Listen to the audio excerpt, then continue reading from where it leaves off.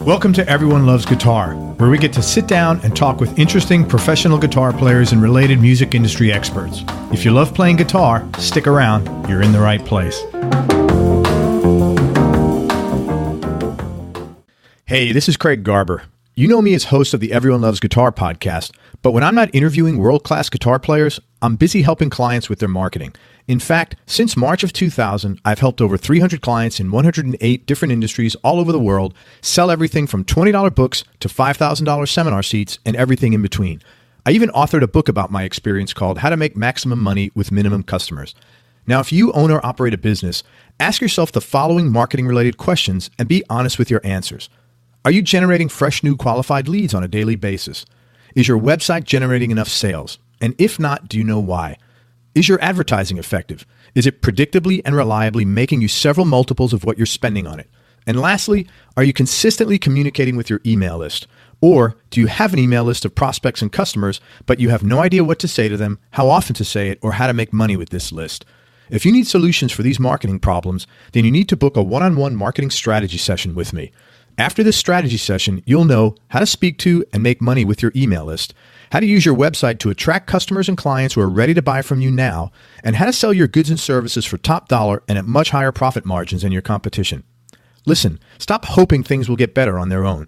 Hope is not a very good business strategy. Instead, book a marketing strategy session with me by going to everyonelovesguitar.com/marketing and find out if your business meets the 5 criteria you need to qualify for this service. Again, that's everyonelovesguitar.com/marketing.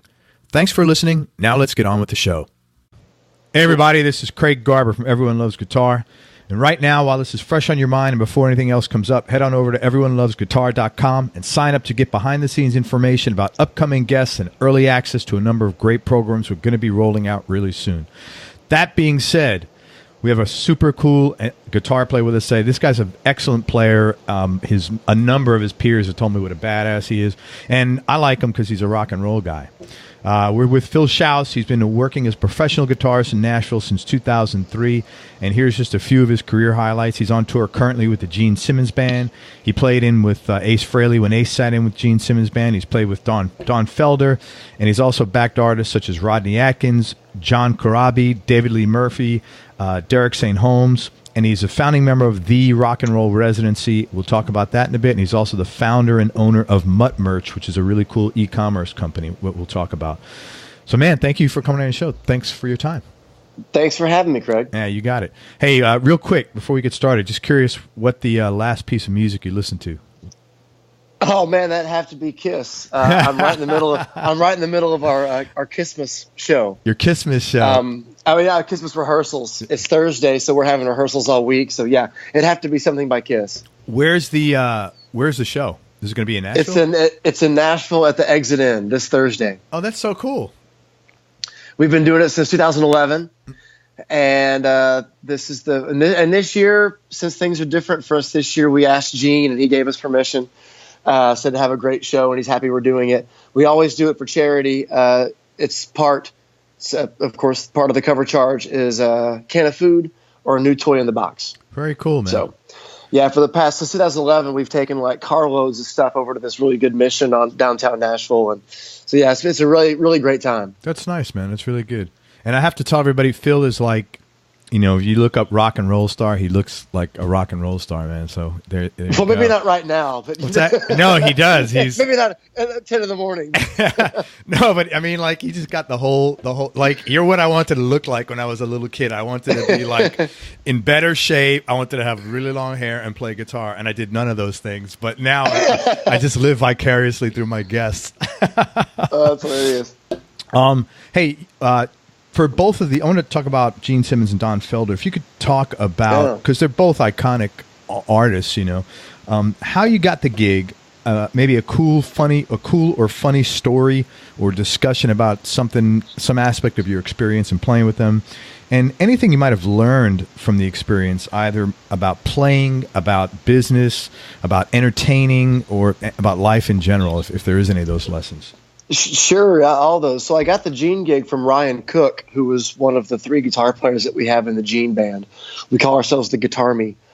Ryan has known Gene, I think, since the late 90s. And he also does a lot of work with McGee Management, Doc McGee, that was just Kiss's management. So he's kind of inside. And we all know those guys a little bit, but Ryan knows them better. So Ryan's also in a band called The Big Rock Show, and that show also features Jeremy Asbrock, who is the final piece of the guitar me in the Gene Simmons band. And they've played on every single Kiss cruise. The cruise in 2016, Gene asked Ryan to put together a band for him for a handful of solo shows that he had in 17. And it started out as like 5, and it turned into probably maybe 25. Oh, wow. But so he asked Ryan, he knew Ryan knew players that did that kind of thing and that looked rock and roll. Gene wanted a rock band. And so Ryan said, yeah, I know the guys I'm going to get right now. And that was it. That was it. So, yeah, and then the show with Felder and Ace and Cheap Trick was on that bill too. You can't really get better. Wow. That was the most amazing day of my life. It really was. And not only that it was a charity show. And there was 2 shows. That was the big show where everybody played. Then there was a smaller gala the next night where Gene kind of emceed, and we backed up Felder, and then Ace jammed that night too. Raised $1.9 million. Where was this? In St. Paul, Minnesota. Holy crap. So those 2 events were almost $2 million. And the charity is a great charity called The Children Matter. And this year it was to help hurricane victims. So not only personally I had the greatest day of my life, but it also did a hell of a lot that was a fantastic day. It had to be broadcast online, I'm assuming, to raise that much money? Well, the first show was in a big baseball stadium at the St. Paul Saints Stadium. And the next night was this smaller gala, really high dollar gala. Okay, it was to like a even private. Get in. Okay. It was one of those kind of things. And Gene was auctioning off some things. I know Don Felder was auctioning off some in-house concerts, like solo shows. Sure. So a lot of things like that were getting auctioned off at pretty high prices. But yeah, it was a great, really amazing people. We were treated the best and just had a great time and got to play with Ace. Did you guys have to, in a private event like that where it's high ticket, do you have to mingle? Is that part of what normally happens, or? Yeah, but we're great at that. We love that. Well, I just didn't know what the expectations were. I mean, because I know that if you're going to pay a high ticket, I would have thought most people would think you're going to hang out with the band, hang out. Yeah, and I mean, we were just kind of nobody knows who we are really, but we all got there and got kind of settled in and got our show clothes on. We're like, all right, drink, let's go to the bar. So we hit the bar and walked around and took pictures with everybody because a lot of the folks had been to the show the night before. So they did recognize us, and they just had nothing but good things to say. And likewise, everybody there was just fantastic. Had a great day that day. Did Gene know Felder from back in the day? Because they both came up in the same time musically. Yeah, I don't know if they really got on back then. That's that's like a weird combination, sort of. At that time, I'm sure the Eagles probably turned their noses up at Kiss. Yes, back in the day. But also, that was the band that Gene was probably referring to when it was 4 bums that need a shave walk on stage. But they've worked together with this same charity, I think, for a while. They've both done a lot of events together, and Don was coming into play and didn't know if he's going to bring his band or just do solo. And Gene goes, "Why don't you use my guys?" Right. So that's how that happened, and it was killer. That's we did awesome. Hotel California and Take It Easy. It was fantastic. I really wanted to do Victim of Love because that's one of his too. That's a great song. That one and Heavy Metal. I was like, oh man, come on, let's play those. That opening in Victim of Love, what a great, powerful, simple but so powerful solo. I love that tune, and we play it at the Residency. That's one of the ones that we do one of our standards. So yeah, we were ready to go for that one. Was it weird? What was going through your head when you're on stage doing Hotel California with Don Felder? Well, I was playing bass. Oh, that's funny! Wow. I got the bass gig for that. I kind of volunteered. I was like, well, I'll do it. So no, it was fun. He had the white double neck, and I learned that he has a Leslie built into the guitar. So that way, because on the 12-string side, there's a Leslie on the track. Interesting. And so that way, he doesn't have to bring a pedal or anything because he's always going to play that song. Yeah. Right? Wherever he goes, Correct, he's going to play that song. Yeah, so he just had it installed on the guitar, and there's two output jacks coming out of the guitar. So it goes into two. He had Fenders. Yeah, it goes into two separate amps. So the 6-string has got one amp, and the 12-string's got one amp. Interesting. I guess when you're Don Felder, it's nothing to say, hey, just modify this guitar and stick a Leslie. In fact, give me 3 so I could put them in cartage all over or whatever. Exactly. Yeah. When you write that song, you can pretty much do whatever you want to do. Yeah, I hear you. But no, he was really cool. It was no rehearsal for any of this. We kind of, with Don, it was running it through at sound check. Wow. And we all did our homework. We're used to that though. It's no big deal. We just had our parts ready to go and did the vocals kind of on the fly, and it was great. That's really cool, man. It's good. What have you've been with Gene a long time. What have you, he's a really astute. This year was the first year, in 2017. Oh, 2017. Okay. Yeah. This is his first solo tour ever. He's such an astute business guy. I was curious if you've picked up on anything just by hearing him talk or on the phone, or the kind of guy like that. You just listening to him talk and being around him is a lesson. Is lesson after lesson. It really is, because he talks a lot and he'll answer any question that you have. We talk about trademark law a lot, and just being around him and just hearing his outlook on life, and it's just enough to be an inspiration. And it's just really good just nuggets of advice that just get dropped all over the place. Well, his knowledge, he must have a completely in-depth knowledge of trademark law, because he's managed and been able to exploit that for probably better than any other person ever in the history of rock and roll. Yeah, he's probably more astute than a lot of lawyers are. Yeah. On that subject, and a lot of subjects. The guy knows about a lot. That's cool, man. Well, good. Talk about the Rock and Roll Residency. Well, the Rock and Roll Residency started out as a 1-month residency in April of 2014. Jeremy Asbrock, who I mentioned before from the Gene Band also, and I had a slow month that month and wanted to try to do a 1-month thing. We knew so many tunes because we'd done so many tribute shows, like to rock acts, and Thin Lizzy and Aerosmith and Kiss Thing and Iron Maiden and blah, blah, blah. And we knew a lot of friends. We have a lot of friends in Nashville that are kind of, have some sort of name attached to them.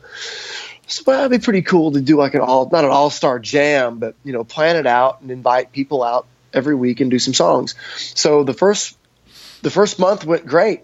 And so we continued it throughout the summer. Well, the summer went great, and the bass player and drummer that we had, the drummer was David Parks in the beginning, and the bass player was Chuck Garrick from Alice Cooper's band. But Chuck, they both had to split for touring obligations, right? So Chuck had to leave with the Alice tour, Alice and Motley Crue tour. So that thing went on for 2 years, solid. So the end of the summer came, and the show was still going great. We was like, well, let's just keep on playing. Well, then Chuck started making the residency that night, the after party for the Motley and Alice show. That's not Alice Cooper came. And the whole Alice Cooper band came, and that's what really put us on the map. Was that show. And then we started getting we've had Robin Zander and Dax from Cheap Trick. Very cool. We've had Roger Glover and Don Airey from Deep Purple. Wow. Play. We've had Derek St. Holmes is almost a regular. We've had Peter Baltus from Accept, and Wolf Hoffman. Actually, all of Accept. All of Accept played one night. They did Fast as a Shark and did a couple tunes. Restless and Wild. I remember that. Yeah, they did that one. Christopher Williams, their new drummer, is one of my dearest friends. He lives in Nashville, and that's so cool. So he's tight with Rachel Bowen from Skid Row. Comes out a lot. We've had Kip Winger, Mark Slaughter is a good friend. I know I'm forgetting some people that come all the time, and I'm going to feel horrible, but it's been so many people. And Lizzie Hale and Joe from Hailstorm, so they come out when they're not playing. They just come out to hang. So it's like Nashville has a pretty kick-ass rock community now, and somehow we've become like the like the focal point of it, which I'm very, very thankful for. Yeah, that's awesome, because it's, from a networking standpoint, being wired into all these people helps, it keeps your name out there, and it turns into gigs at some point. Or if not for you, then for somebody else, or you're turning somebody else onto a gig, it's a good thing. It's happened a couple times. Christopher kind of got the Accept gig related to us. And also our friend Sarah Tomek, who plays drums for Steven Tyler, got the gig from the Residency. We were doing some Aerosmith. We were doing Lord of the Thighs, actually. What a great song. And Marty Fredrickson was there, who's been Steven's main collaborator for years. And he saw her play and was like, I got our drummer. That's so cool. Lord of the Thighs. I haven't heard that song mentioned. And that was from the black and white album cover. I can't think. Get Your Wings. Get Your Wings. Yeah. What a great song. Yeah. So what we do is we do 70s rock covers. You're not going to come and hear Surrender or in Sweet Home Alabama. We do deep cuts. Yeah. We really do album cuts. That's awesome. So yeah, we like to play. We do a couple big hits here and there, but most of the time it's pretty obscure. That's the kind of music I like. Yeah. But it's almost 4 years later, and it's going stronger than ever. So if anybody's in Nashville on a Tuesday, it's at Mercy Lounge in Nashville. We start about 8 o'clock. Yeah, we've love it there, and it's going strong. Dude, next time I'm up there, I'm going to come check you guys out. That's so cool. Do it, man. Do it. I love that music, which is so funny. What about Mutt Merch? That's an e-commerce company you have. Yeah, so Mutt Merch started a few years ago, and it came from love of music and love of dogs. Because everybody, obviously if you're listening to this radio show, you like music, and if you don't love dogs, well, you're simply an asshole. Simply. So I figured out a good way, a good idea that somebody hadn't done before was to do music and dog puns. So what we do is we sell T-shirts for humans and dogs with designs such as Bones and Noses, Grateful Dane, Neuterhead, the Beagles, Deaf Shepherd, Black Labbath. We also have Notorious P.I.T., and a few others. If you go to this website, Muttmerch, M-U-T-T, muttmerch.com, you'll see them all. Awesome. So what prompted you to start an e-commerce company? That's not a usual... I've interviewed 175, maybe 200 guitarists, and I think you're the first guy that's got an e-com company. Well, the music industry is kind of crazy right now. And with me, nothing I've done in music now has created mailbox money. I'm not really a writer. I'm a guitar player. I'm a gunslinger. And so when you're in that position, no matter what gig you have, the gig is going to end. 100%. The person that you play, the person that you play with is either going to retire or die. Or change their mind, or change their mind, or something, or fire your ass. Right. One of the two.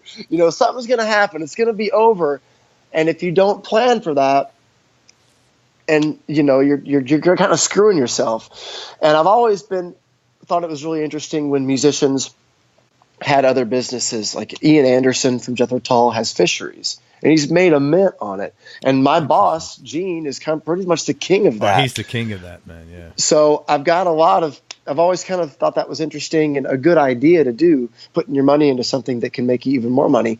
So this is kind of, my brain works this way with puns and cutesy little marketing ideas, I guess. Yeah. So it got this going, and a dear friend believed in the company and put some money behind it, and we're still pushing along. 3 years later, I guess 4 years later. Are you on a Shopify cart?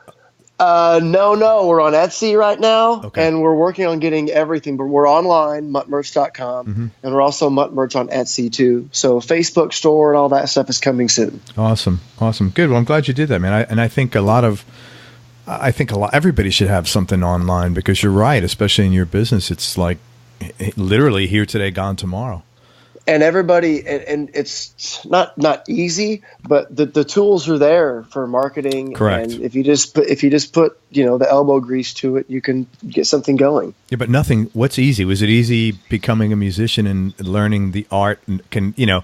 I mean, No. I have guitars here, but I don't play as good as you. Why is that? Because I don't practice as much as you did. Hello, it's like a very simple formula. I mean, yeah, totally. You have to put the time and hours in, no matter what you're doing. Yeah, totally, man. Well, I hope that continues doing well for you, and I'm really glad you did that. Are you going to expand? Are you going to expand that?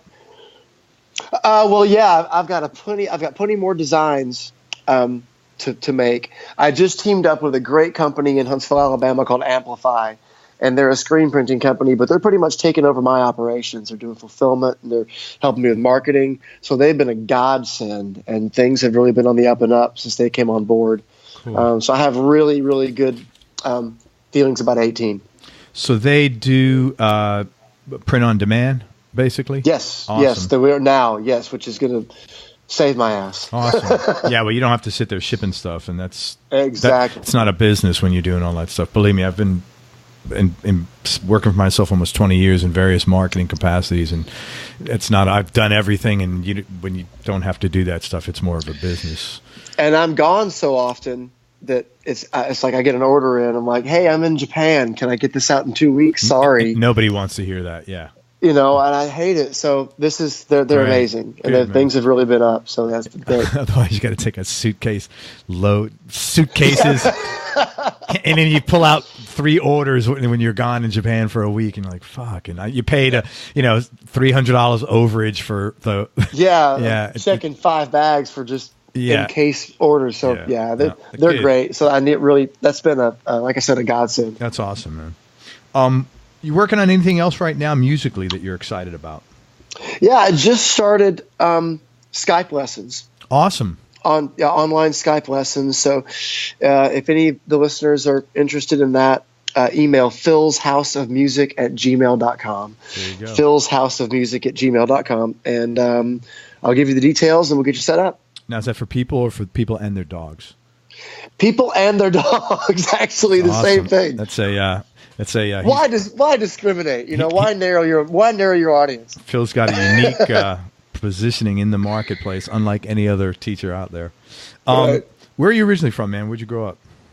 Sun Prairie, Wisconsin. I was born in Madison. Grew up in Sun Prairie. It's a little suburb just outside of Madison, and lived there till I was 5, and then moved to Norfolk, Nebraska. Oh wow! Until '88, and then moved to Decatur, Alabama, and that's kind of where I was based out of until I moved to Nashville in 2004. Oh, how come? What was the move to Nebraska? Your dad got transferred around a lot, or? Yeah, my dad worked for Goodyear, and so all the moves were work related for him. That's cool. Us. I interviewed a lady from something Prairie in Kansas, and that always Grand Prairie. I'm trying to think what it is. I don't know if something, but every time I see that name, it just sounds so like I'm from the Bronx. So like that sounds so wholesome and like diametrically opposite to anything I was exposed to. It always sounds like I just have these visions of fields and sunshine and like I don't even know what the hell it is, but it's the name Prairies. Like the Bronx the Bronx word sounds like the word can beat you up. It can. And it does. It does, yeah. It's just there's nothing unbeating Prairie. Up. Yeah, it just sounds like, wow, I'd like to be born there and Great Prairie. Have more than 3 feet of space outside of me, next to somebody. You come from big family, brothers and sisters, or? No, just one older brother. Cool. He's 13 years older than me, Kevin. So it's just us two. Did you start playing guitar from him? Indirectly, yes. He was a drummer. And so he played drums in a polka band. We were in Wisconsin. Yeah, I was going to say, that makes sense, yeah. They worked all the time. The Polketeers were their name. And so him being the drummer, they practiced at our house. Right. There's a drum set downstairs. So for whatever reason, I was drawn to it and his record collection. So him being in high school in the late 70s meant he had a lot of kick-ass records. Yeah. So, first alphabetically was Aerosmith. Right. And that was my favorite. At 3-4 years old, sure. Aerosmith, the first two, the second Zeppelin album in particular was one I was drawn to. Hendrix, the first 2 Van Halen records. That all kind of started from his record collection, and me getting on the drums and messing around and actually kind of playing it playing drums. Actually playing drums somewhat decent for a 4-year-old that couldn't reach the pedals. But no, everything started from that, like my love of rock and roll, and that was my first intro to music, period.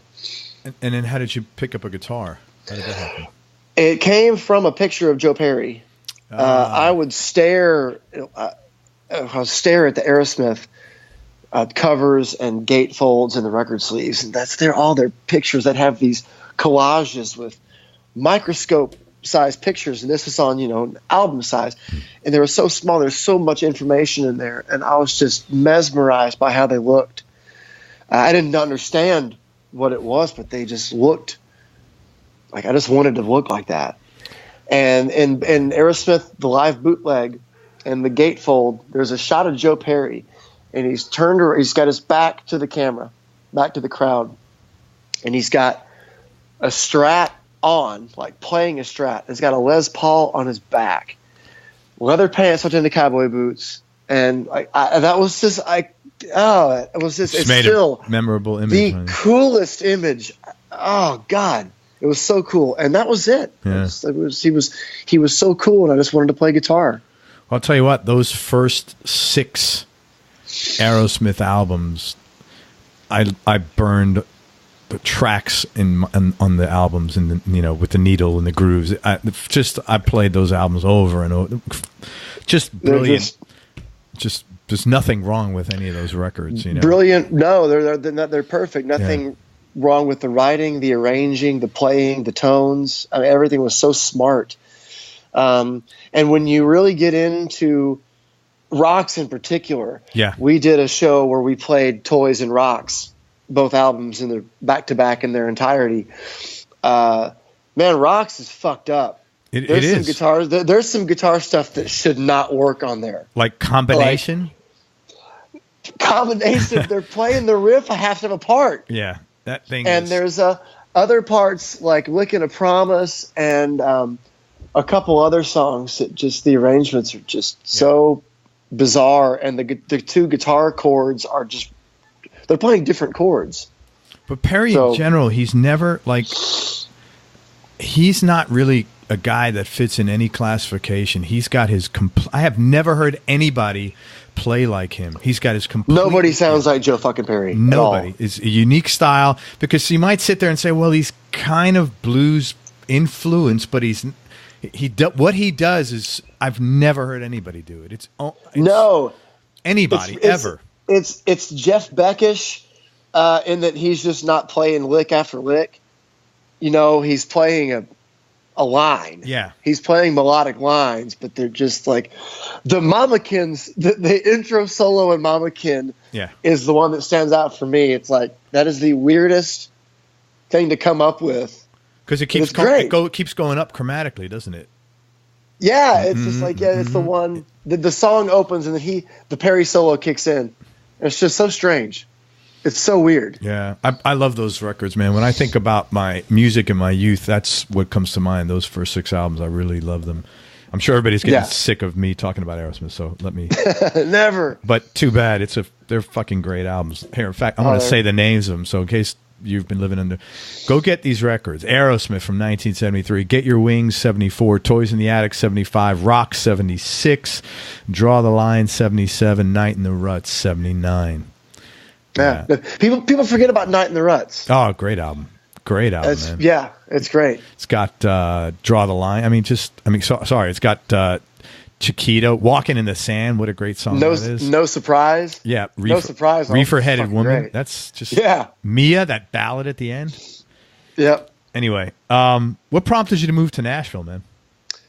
It was kind of my last-ditch effort to do something to make this work. To make this work. I was living in Decatur, Alabama, which is just 2 hours south, and I tried this and tried that and moved here and moved there, and nothing was working.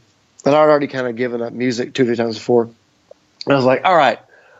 I had a nowhere job in Decatur, super depressed, not doing anything musically that I really wanted to do, and a band I was in has started to go play in Nashville at the Exit Inn, actually.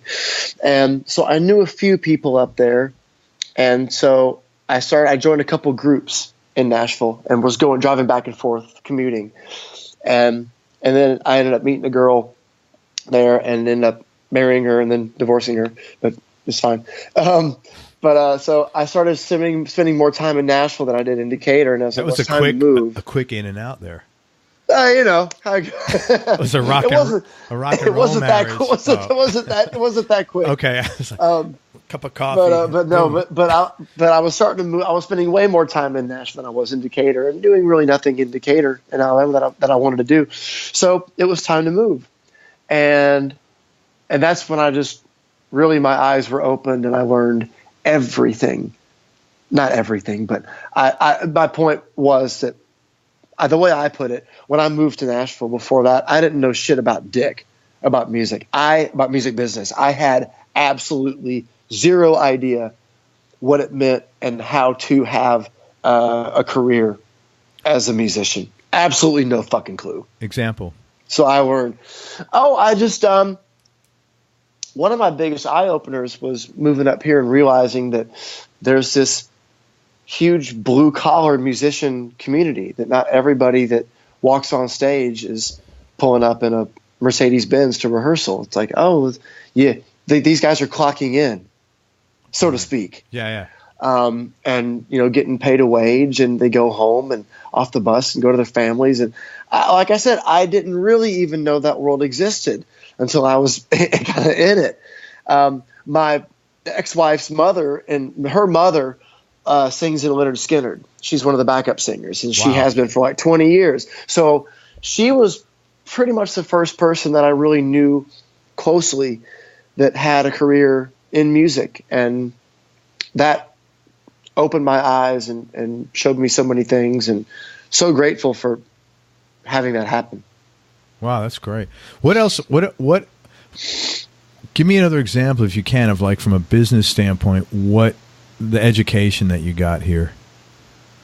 The main thing was just that they're just working class guys, and it's everybody's at work, and we have a great time. I mean, look what our job is. It's traveling around and playing music, so it's a great gig, but it's work.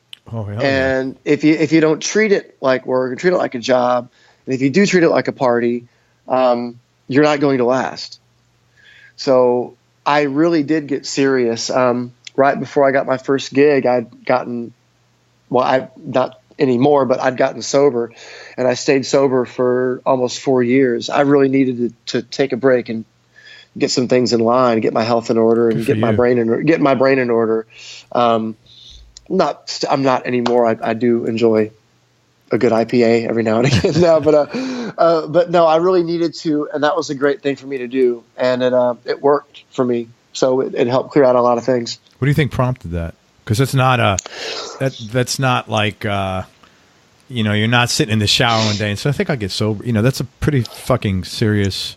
I was tired of waking up in the morning and forgetting what I had to apologize for. Not forgetting, but not remembering what I had to apologize for and who I had to apologize to. And it was happening a lot.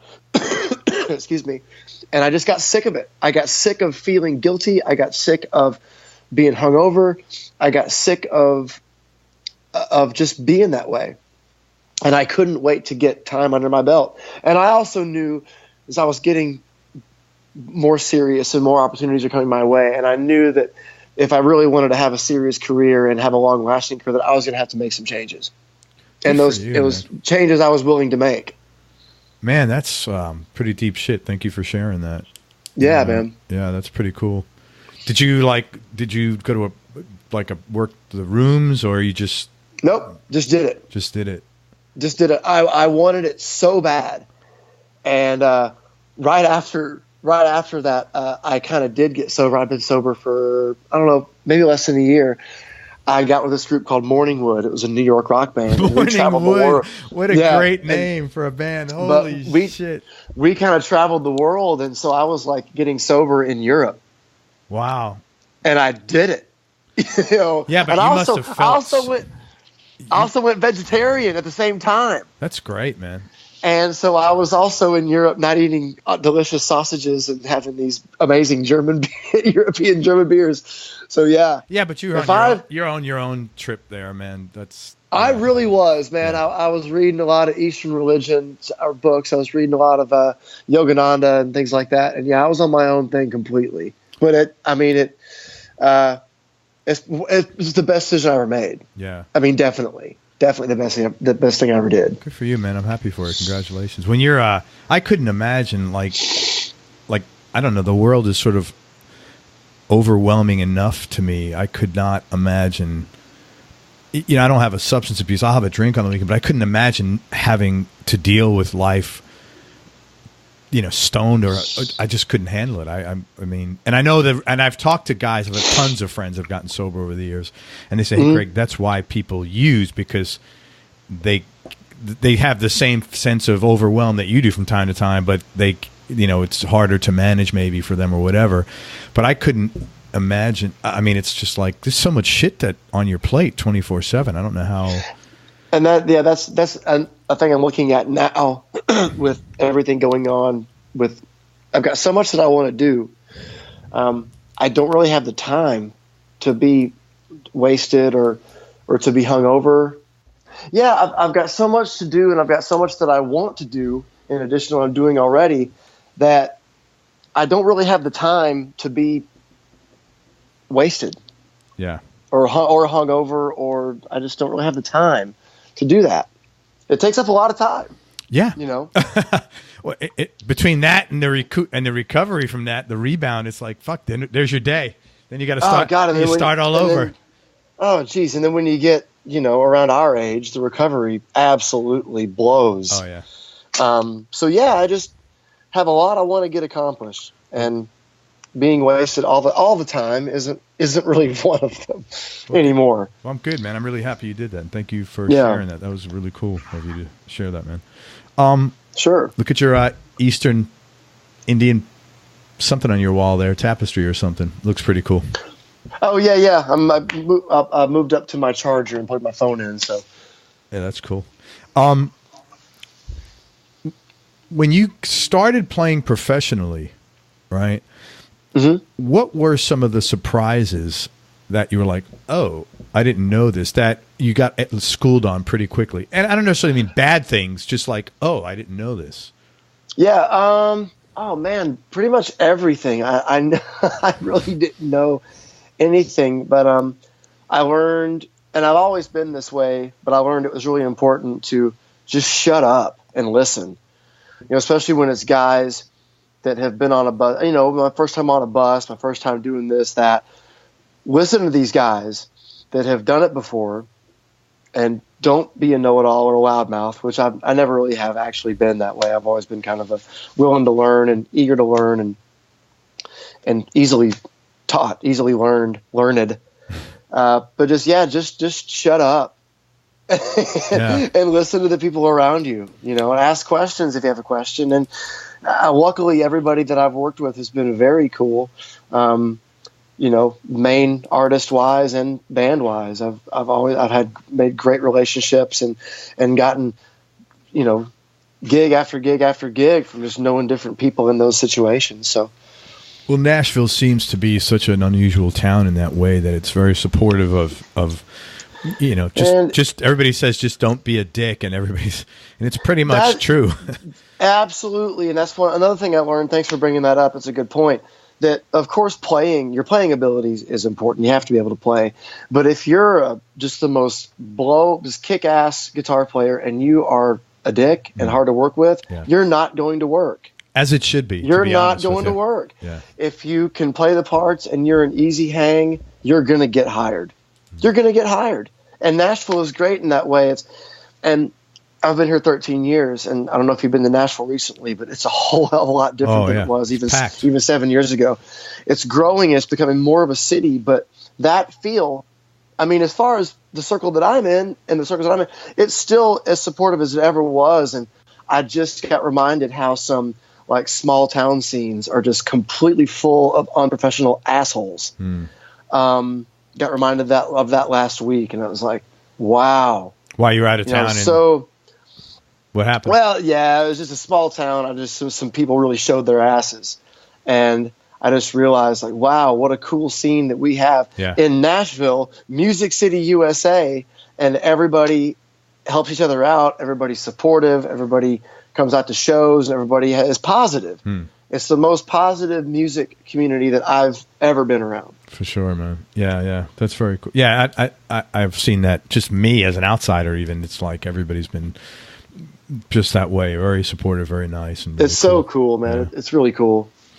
Let's talk gear for a few minutes. What's your go-to guitar right now? And what other two guitars would be, round out your top three? My go-to guitar is one of the ones I just received. I work with this company called Vintage Guitars. Yeah, sure. And they're not old. They're that's the name of the company. They're out of the UK. Trev Wilkinson is the main guy behind the company. Also Fret King. He's behind Fret King. And these guys have been absolutely amazingly supportive to me and the rest of the guys in the Gene Simmons band. I discovered them and fell in love with their guitars, and I like them because they make guitars that are based on iconic guitars made by other companies. And one of those companies that I was working with became a horrible company to work with. So I found these guys. So the one I have that I love now is a V6. It's an SG shape guitar with a kind of a more asymmetrical look to it, and that thing, but the thing plays itself. What kind of pickups? It's fantastic. They're their own pickups. Yes, Trev Wilkinson wound pickups, and my favorite ones of his are his PAF copies. These aren't. They're a little hotter, but in every other humbucker vintage guitar I have the PAFs in it, so I thought it'd be a good change to have something a little bit different. And they're great. I used it on a session last night, and it's a great playing guitar. That's awesome. It really is. There's a lot of guys there's actually several companies out of the UK that specialize in these PAFs. It's interesting. Yeah, his PAFs are my favorite pickup. I've heard several people I've interviewed mention him. I may have to get him on the show. Trevor Wilkinson, such an English name. My wife's from the UK, so it's like Trevor Wilkinson. It's such it's such a British. Like Nigel, it's almost like Nigel Tufnell. Yeah, totally. Okay, so you got your vintage V6. What would be number 2 and 3? Probably my 2 V100s from Vintage. I've got a Tobacco Sunburst 2 pickup, and I've got a Gloss Black 3 pickup. And that's the one that I bring on the Gene Simmons gigs. And I'm assuming it's in a lot of shaped like a. Can I say what it's shaped like? Sure. Is that probably shaped like a Les Paul? I would imagine. Yeah. Okay. A little bit different. Yeah. But it has those kind of contours, and they play great. They look great, and they're super supportive. The 3 pickups are custom. I have the only 3 pickup that they make. That's cool, man. Well, I had to be a Les Paul. We spent 20 minutes talking about Aerosmith. I'm like, yeah, exactly. Like, you got to be playing something like a Les Paul. Oh yeah. Do you have any other guitars or that have some interesting or cool stories behind how you got them? Not really. I'm not really a pawn shop guitar guy. All my guitars are pretty much acquired by regular means, like either buying them or getting them through an artist endorsement. Gotcha. You said by regular means. I was going to say, eBay. No. Yeah. I have 2 guitars that were gifts from a dear friend of mine. A Gibson Explorer 76 reissue that was the first Gibson that I had, and also a Flying V. Yeah, 67 reissue. So they're both like mid-late 90s. So they're really good. That's cool, man. Really, really good era Gibsons. And yeah, I'll never get rid of those guitars. Those are from a dear friend of mine. Awesome. Are there any players, you talked a lot about Joe Perry, but are there any players who've influenced you that people would be surprised to hear about? I'm going to say a guy, and people that know me will go like, Phil, what are you talking about? Everybody knows that. But Eddie Van Halen, and I only say that because people that know me know that I played Eddie in a tribute band called the Mighty Dan Halen, did wigs and the whole thing. but I don't normally play anything like him, because if I start doing the stuff, I sound just like Eddie Van Halen. There's no way to get around. There's no way to get around it. Right. I don't even tap because it sounds like Ed. I got so into his head when that band was gigging a lot that I really can't even. Was that like a Steel Panther kind of a band, or? No, we were Van Halen. Oh, you were legit. I mean, there was no comedy about it. No, man, we did it. I mean, we had an amazing David Lee Roth, Matt Harris. It could just do the wow, those howl things. You could not tell the difference. It was incredible. But no, we were really damn good. But I can't do that stuff in my own playing. But it sounded just like Ed. No, I get that. Everybody else, all my other influences, honestly, Craig, I wear on my sleeve, and you can totally tell I like Billy Gibbons. You can totally tell I like Robin Trower. You can totally tell I like Michael Schenker. Yeah. You know, all those kind of guys. Man, you talk about Schenker. He's got one of to me, the best albums ever. The UFO double live. It's like Lights Out. Oh, or man. Something like that. Strangers in the Night. Strangers in the amazing. Night. Oh, I have the album of that, like the proper 2-disc set. That's another one I burned holes. You know, I wore that out, man. What a great, how many, what's the song is Lights Out, the last song, right?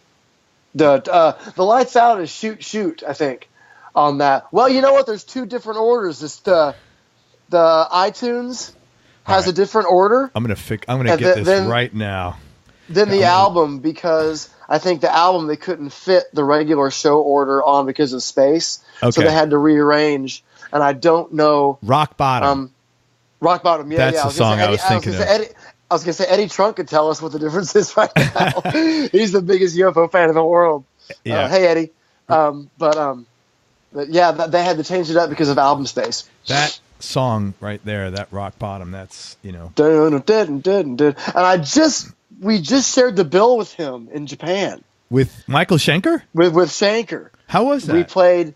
We played a festival in Tokyo.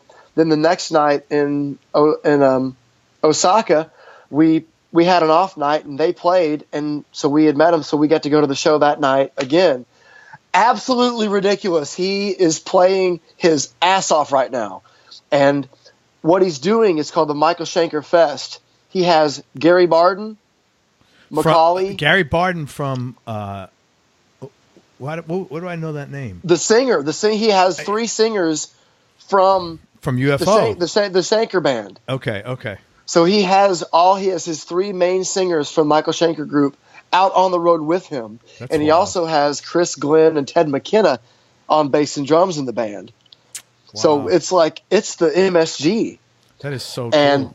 And they are touring the States in the spring. Really? So it is, the show is incredible.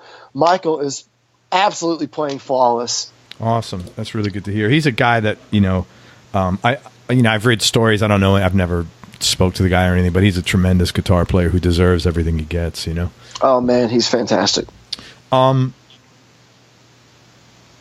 Most people, top performers, they're always trying to grow as a player, as I'm sure you are. And I was curious, how has your playing changed maybe over the last 5 years in line with that growth? I've decided to give up the speed chase. I just can't play fast. My right hand will not fast pick. I cannot sweep. I've given it up. So now I'm just trying to play, I guess, as cool as I can, which means I'm trying to copy Billy Gibbons all the time, because there's nobody cooler than him, playing wise. Yeah, I just realized that I can't do it, and I was putting a lot of thought, it's really holding me back. What I really want to do. Then I realized that none of my favorite players do that kind of thing. Not knocking it at all. Mm-hmm. I'm absolutely not knocking it, because guys like Paul Gilbert and Joe Satriani that can really do that well are mind-blowing to watch. And guys that can do it as well as them and make it not sound forced, and also play all the right notes in there, because a lot of guys will throw in one of those licks. It's like, oh, nice harmonic minor 8-finger tapping lick over a major progression. Half the notes are wrong, and the guy will obviously throw it in there just to do it. It was Right. like, oh, you had me. It was a pretty decent solo until you showed off. So, but there's guys that can do that so well. Two guys in Nashville now come to mind. They're a new band called Denman, and the brothers are Ben and Dakota, and they're both guitar players.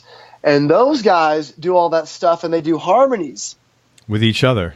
It's absolutely amazing. They're so good at it. And when you can do it that well and make it fit in the music and make it sound good, it's definitely in you. It isn't in me to play like that. And I've realized it. It's like, no, just, Jerry Garcia did a cool exercise one time where he, in guitar solos for a while, he would only play either half notes or whole notes. I forget what he did. That's now I'm not going interesting. that. I'm not going to go that far, but that's a pretty good exercise just to slow down. And if you're going to pick a note, you better pick the right one. That's pretty clever. I never heard that. That's a really clever exercise. Yeah. So I've just decided to slow down and just play as cool as possible. Dude, so it says it sounds like you've been like over the last X number of years of your life being getting extremely real with you and being really okay with it, which is awesome.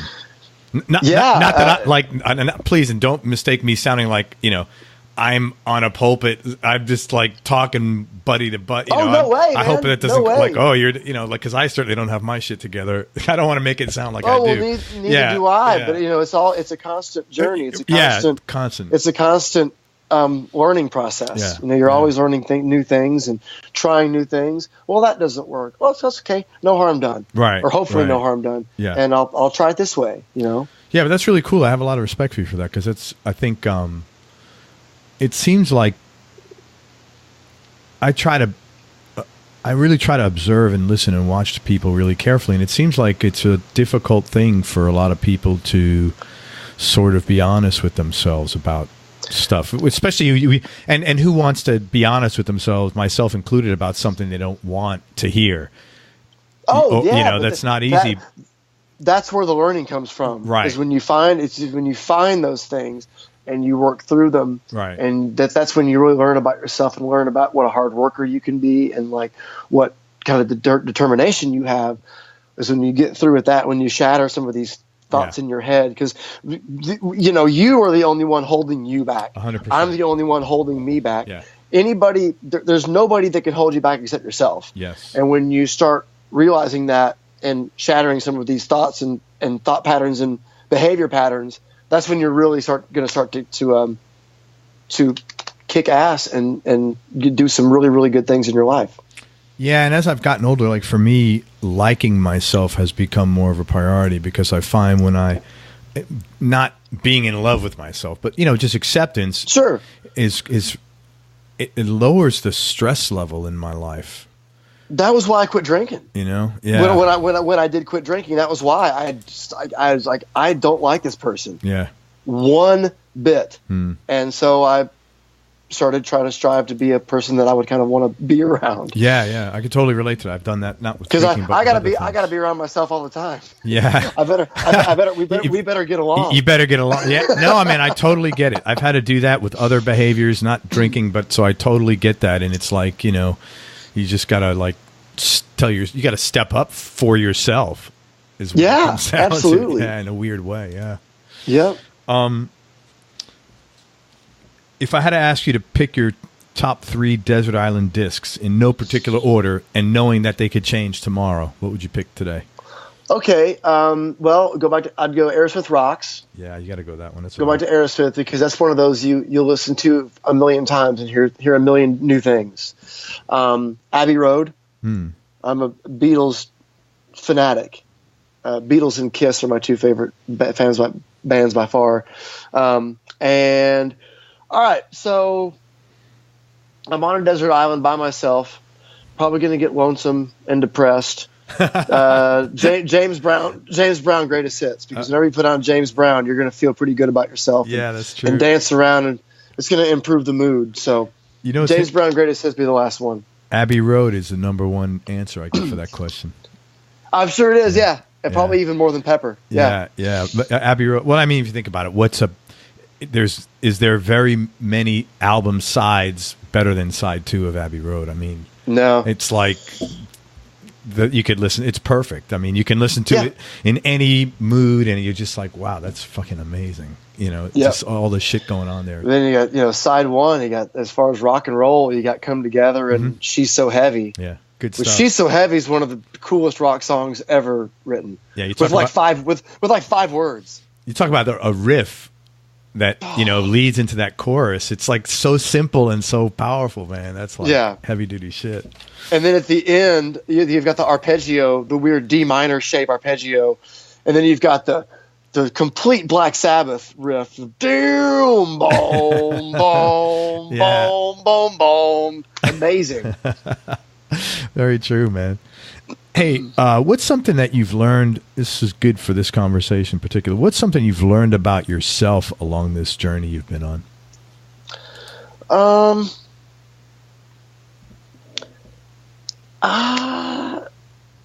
don't. Well, I guess I'm probably always open-minded. That's that's going back to one of the things I didn't mention earlier, but one of the eye-opening things about Nashville is how open-minded everybody was, and I wasn't before. I was kind of music, whatever, kind of a little bit of a snob.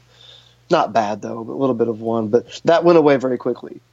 I started being very open-minded with gigs and being able to adapt into certain situations, personally adapt, and also make my playing adapt, because I kind of think I am a one-trick pony, but I can make the trick work in a lot of different situations.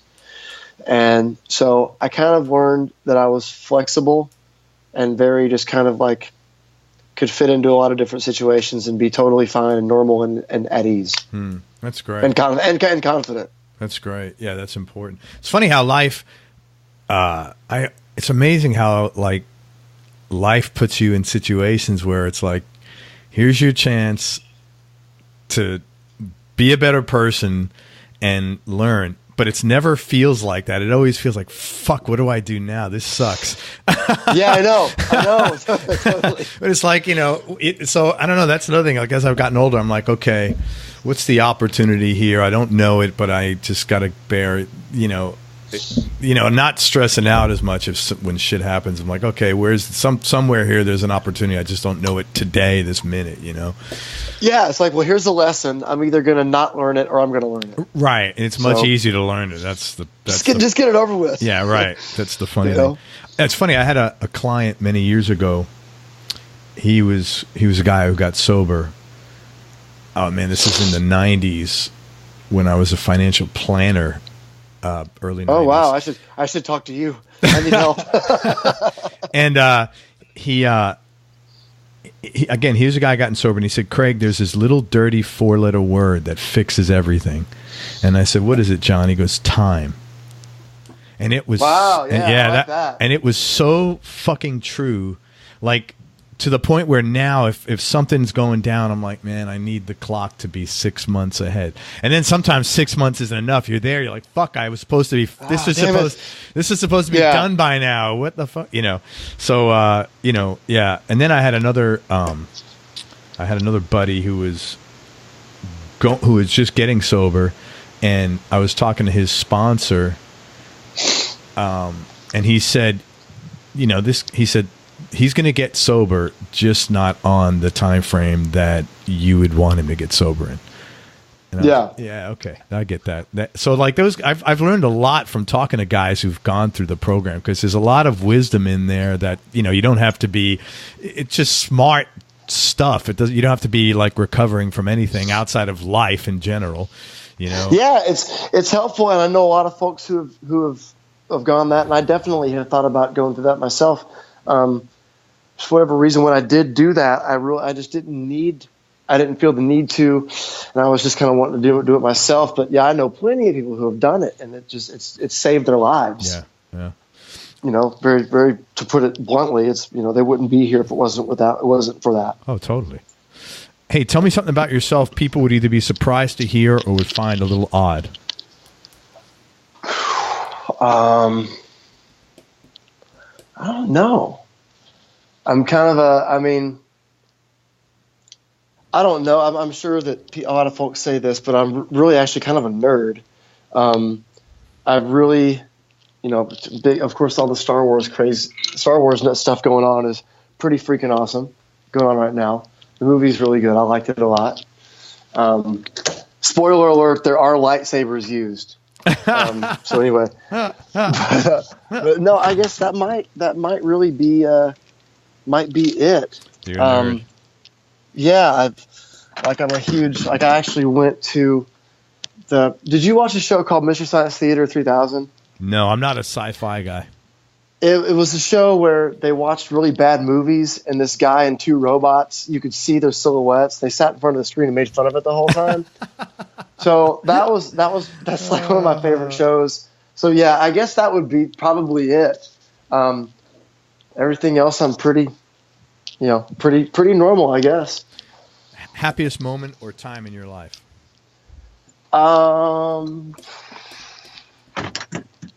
Man, this is going to sound totally cliche, but probably right now. No, it sounds good. Everything is going well professionally. I've got, really good relationships with my friends, and I'm in good health, and everything's really I'm looking forward to next year. Everything seems to be going great for next year with Gene shows and personally. So yeah, man, probably just right now. Awesome. I'm having a great time. Do you have a non-musical superpower? Non-musical superpower. Not that I'm a superpower musically at all. But I'm trying to think if there's something else that I do that well. I don't really think there's anything else I do quite as well. It's a good thing it's my job. Yeah, I'm pretty flexible. I enjoy hot yoga. Hot yoga, and he's flexible. Ladies, pay attention. What's your biggest business or personal win? Biggest business personal win.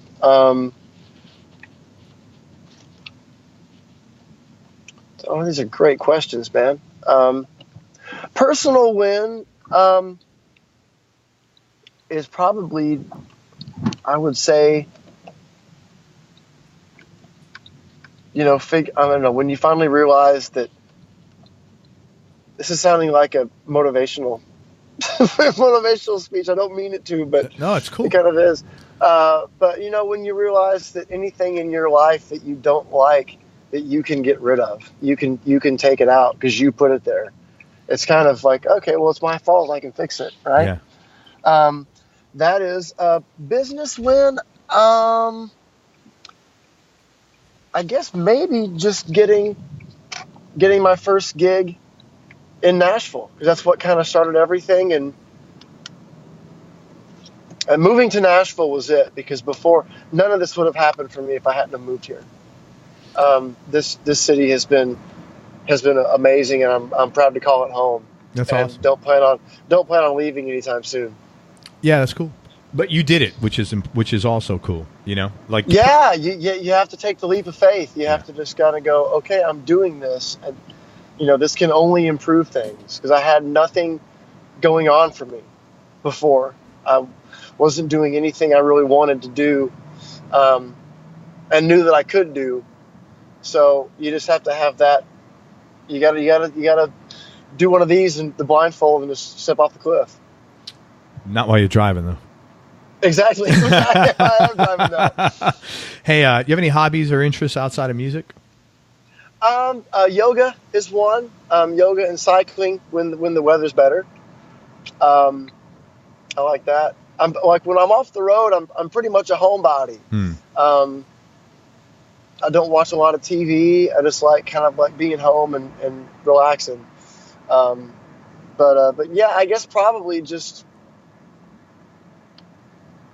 doing that. And honestly, one of my hobbies has become doing my other projects.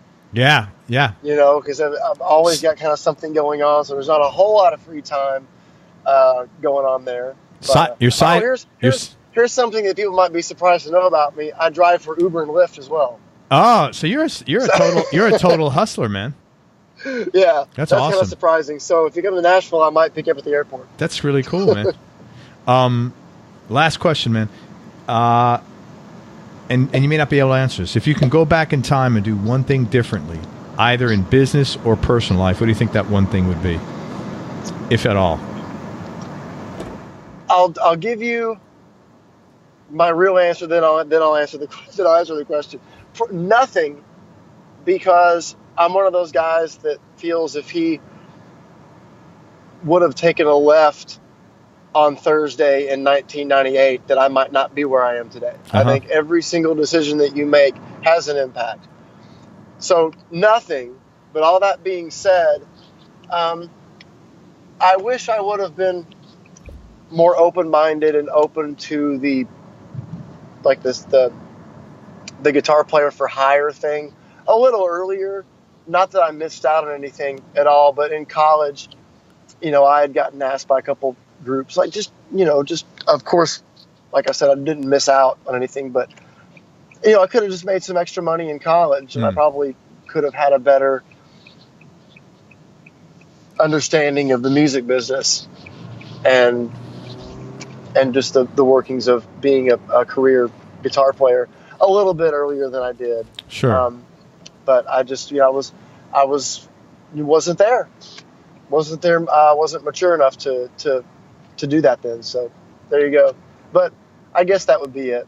I'm with you on that. I believe strongly you take a left and your whole life is different.